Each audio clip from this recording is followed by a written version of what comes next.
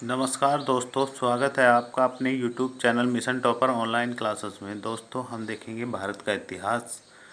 भारत के इतिहास में देखेंगे मध्यकालीन भारत। मध्यकालीन भारत में हम पढ़ेंगे दिल्ली सल्तनत, और दिल्ली सल्तनत में पढ़ेंगे हम आज गुलाम वंश।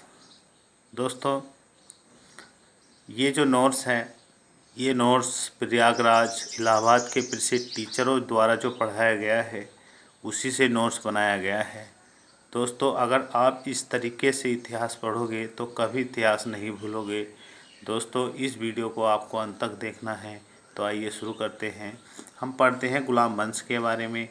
दोस्तों, गुलाम वंश जो है 1206 से 1290 तक रहा है। अब गुलाम वंश में कुतुबुद्दीन ऐबक, इसका समय जो था 1206 से 1210 तक। तो कुतुबुद्दीन ऐबक जो है मोहम्मद गोरी का गुलाम था, इसलिए इसने गुलाम वंश की स्थापना की थी। तो गुलाम वंश की स्थापना किसने की थी? कुतुबुद्दीन ऐबक ने, जो मोहम्मद गोरी का क्या था? गुलाम था। अब कुतुबुद्दीन ऐबक के बारे में क्या क्या पूछा जाता है, आइए इनको पॉइंट वाइज हम पढ़ लेते हैं। तो जाति जो है इसकी मामुलुक जाति का तुर्क था। तो पूछा जाता है क्वेश्चन, कुतुबुद्दीन ऐबक किस जाति का था? मामलूक जाति का तुर्क था। अगला क्वेश्चन, उपाधि क्या क्या उपाधि इसने धारण की थी? तो सिपलाह सालार का मतलब सैनिकों का सरदार।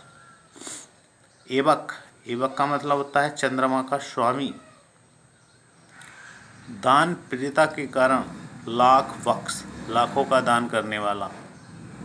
पील वक्स हाथियों का दान करने वाला। और हातिम द्वितीय के नाम से भी इसको जाना जाता था। जी हाँ, तो ये उपाधि होगी सिपलाह सालार, ऐबक, लाख बख्श, पील वक्स, हातिम द्वितीय।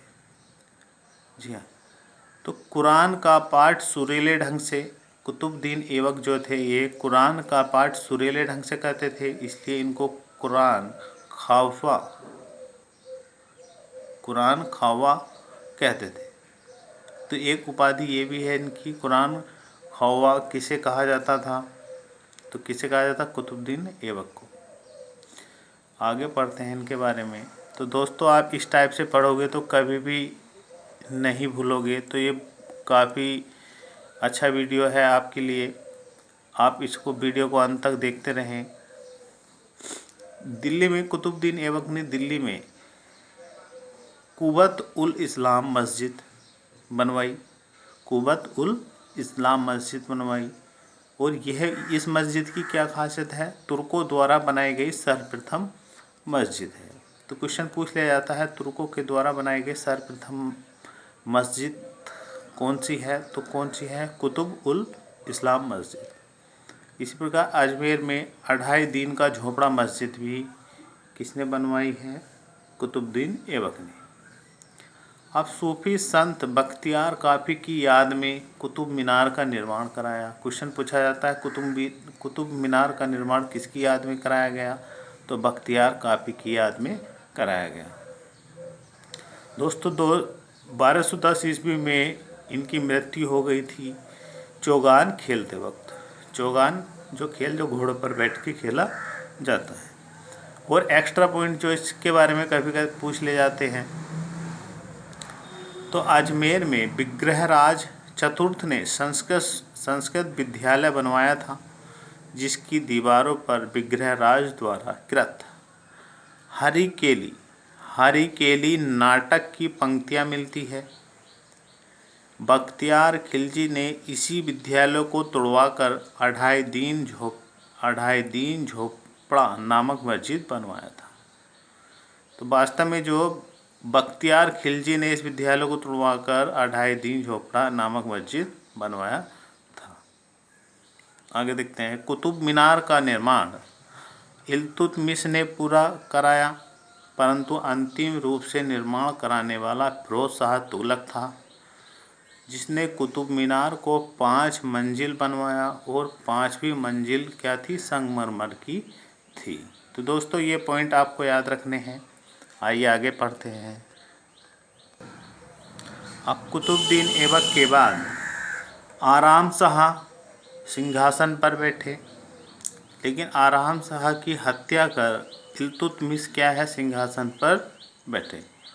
अब आराम शाह जो सिर्फ 8 महीने शासन किए हैं, उसके बाद इल्तुतमिश का समय शुरू हुआ है 1211 से 1236 तक।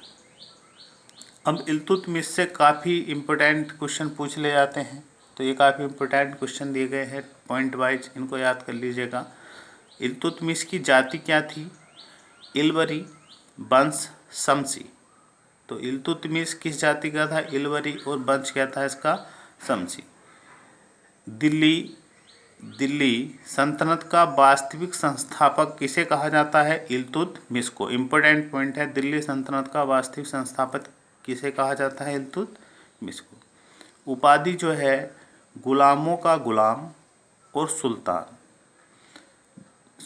तो सुल्तान का मतलब डीएस का सर्वप्रथम शासक। डीएस का मतलब दिल्ली सल्तनत।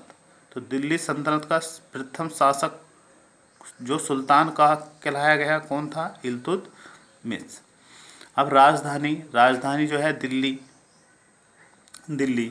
राजधानी जो है दिल्ली थी इल्तुतमिश के समय, जबकि कुतुबुद्दीन ऐबक के समय दिल्ली सल्तनत की राजधानी क्या थी? लाहौर। तो लाहौर से दिल्ली राजधानी कौन लेकर गए थे? कौन? इल्तुतमिश। अगला बहुत इंपॉर्टेंट पॉइंट है दोस्तों, वीडियो अंत तक देखते रहिए, इनसे बाहर कोई भी क्वेश्चन नहीं पूछा जाएगा। दिल्ली का सुल्तान बनने के पहले बदायूं का सूबेदार था। दिल्ली का सुल्तान बनने से पहले बदायूं का सूबेदार था कौन? इल्तुतमिश। काफ़ी इंपॉर्टेंट क्वेश्चन है कि दिल्ली का सुल्तान बनने से पहले इल्तुतमिश कहाँ का सूबेदार था? सूबेदार मतलब गवर्नर था। तो दोस्तों कहाँ का था? बदायूं का। इम्पोर्टेंट पॉइंट है। 1215 में तराइन तृतीय के युद्ध यलदोजी को पराजित किया। तो 1215 में तराइन का तृतीय युद्ध हुआ था दोस्तों, यलदोजी को इन्होंने पराजित किया था। 1221 में सर्वप्रथम मंगोलों का आक्रमण चंगेज खां तुर्मिजिन ने किया था। अगला सैन्य विभाग तुर्कान ए चिलगाही 40 था। तो सैन्य विभाग जो है तुर्कान ए चिलहलगानी 40 की स्थापना इन्होंने की है। पश्चिमी शैली के सिक्के चलवाए। मनकापुरी में अपने पुत्र नसरुद्दीन का मकबरा बनवाया।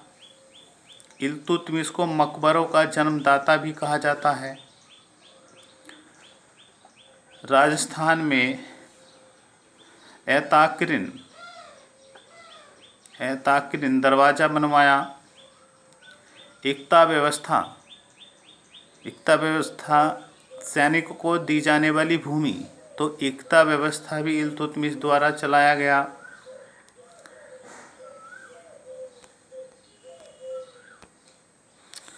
अपने मरने से पूर्व अपने मकबरे का निर्माण कराया था इल्तुतमिश द्वारा। अपना उत्तराधिकारी किसे नियुक्त किया है इल्तुतमिश द्वारा? रजिया सुल्तान को। अब रजिया सुल्तान के बारे में हम पढ़ेंगे। रजिया सुल्तान 1236 से 1240। जी हाँ, इन पॉइंटों से अलग कुछ भी नहीं पूछा जाएगा, इन पॉइंटों को आप ध्यान से पढ़ लीजिए। इल्तुतमिश की मृत्यु के बाद शाह तुर्कान की मदद से रुकनुद्दीन फिरोज गद्दी पर बैठता है। तुर्क सरदारों फिरोज को हटाकर रजिया को गद्दी पर बैठा दिया, जो दिल्ली शरीमत का प्रथम उल्लंघन था। शरीमत का मतलब होता है कि जो कानून है, नियम है वहाँ के बने हुए, उसका क्या था? पहला उल्लंघन था। रजिया का पति जो थे अल्तुनिया थे, और रजिया की मृत्यु जो हुई थी पंजाब कैथल में। कैथल कहाँ है? पंजाब के पास है, कैथल में। और रजिया जो है वह राम शाह, इन्होंने नायब नामक एक नए सेनापति पद का गठन किया था।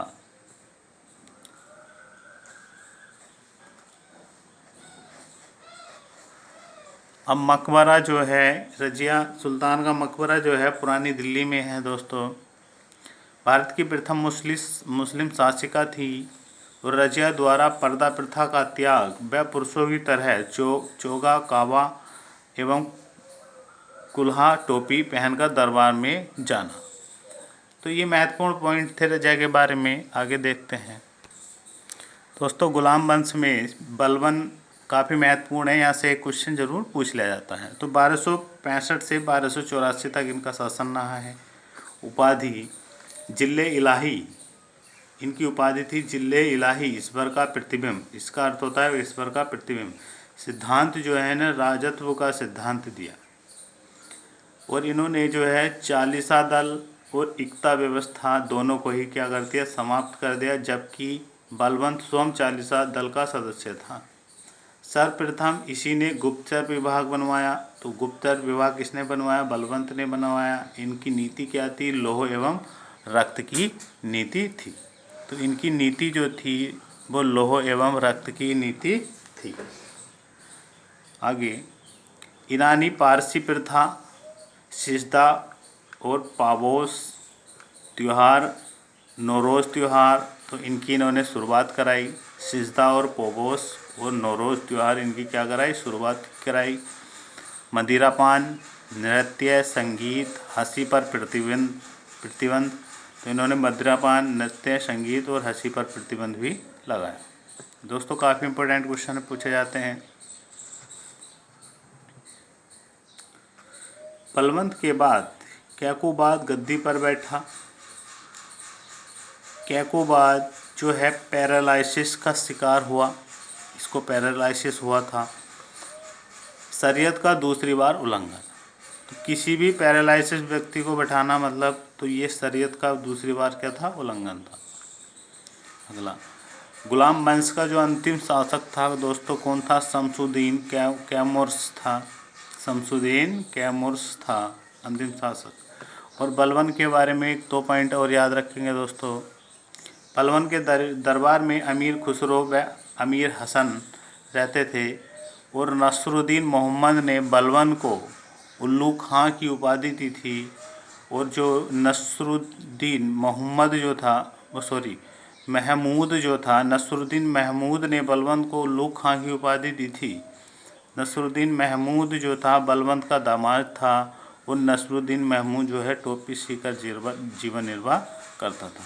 दोस्तों ये था गुलाम वंश। ये क्वेश्चन आपको बिल्कुल घोट कर पी लेने हैं। इसके बाद हम देखेंगे खिलजी वंश अगली वीडियो में। वीडियो देखने के लिए धन्यवाद। जय हिंद।